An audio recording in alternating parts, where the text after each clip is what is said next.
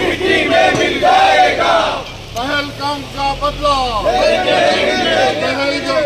पहलगाम का बदला लेके रहेंगे, लेके रहेंगे, लेके रहेंगे, लेके रहेंगे। Go back Pakistan, go back, go back, go back Pakistan. माता की जय, भारत माता की जय। Go back Pakistan, go back, go back, go back Pakistan, go back, go back, go back. एक लॉन्ग शॉट ठहरो जी, ठहरो भारत माता की जय। ఈరోజు దేశంలో ఆర్టికల్ 370 తీసిన తర్వాత కశ్మీర్లో చాలా శాంతియుతమైన వాతావరణం నెలకొన్నది.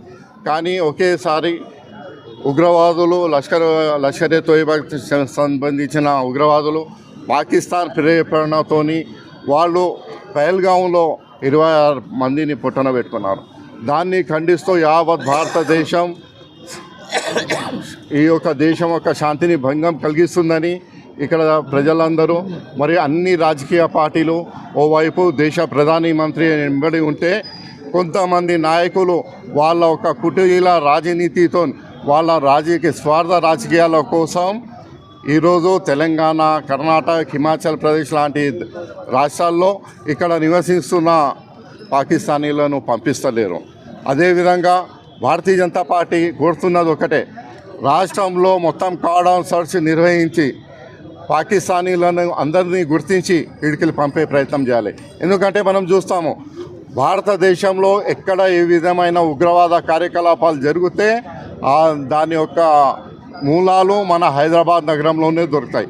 ఎన్ఐఏ జాతీయ దర్యాప్తు సంస్థ వచ్చి వాళ్ళని అరెస్ట్ చేసుకొని వెళ్ళిన తర్వాత వాళ్ళు మనకు బయటపడతారు. అంటే ఇక్కడ ఎంత అభద్రతా భావం ఉన్నదో మనం గ్రహించాల్సిన అవసరం ఉంది. ఇక్కడ ప్రజలకు నమ్మకం కలిగించాలని రాష్ట్ర ప్రభుత్వాన్ని కోరుతున్నాం. అదేవిధంగా ఎంఐఎం పార్టీ ఏదైతే మీద మాట్లాడుతుంది కానీ ఆయన మనసులో ఉన్న మాట ఎప్పుడూ ఎవరికి చెప్తలేదు. ఆయన ఇక్కడ జరిగే డీజేల గురించి మాట్లాడతాడు. దేశం యొక్క ప్రధానమంత్రి గారు ఏవైతే నిర్ణయాలు తీసుకుంటున్నారో అవి సరైనవి సమర్థిస్తూ ఒక్కసారి స్టేట్మెంట్ ఇయ్యారు. ఆయన పాకిస్తాన్ గురించి పార్లమెంట్లో మాట్లాడతాడు కానీ దేశ భద్రత కోసము ఆయన స్వరాష్ట్రమైన ఆయన పార్లమెంట్ క్షేత్రమైన హైదరాబాద్లో ఉన్న ఎవరైతే పాకిస్తానీలు ఉన్నారో వాళ్ళను ఉగ్రవాదులను వెంటనే పంపించాలని డిమాండ్ చేయాలని నేను అసదుద్దీన్ కోరుతున్నాను. అదేవిధంగా రాష్ట్ర ప్రభుత్వము యావత్ తెలంగాణ రాష్ట్రంలో కార్డౌన్ సర్చ్ నిర్వహించి ఈ రాష్ట్రంలో ఉన్న పాకిస్తానీలను వెంటనే పంపే ప్రయత్నం చేయాలని నేను కోరుతున్నాను.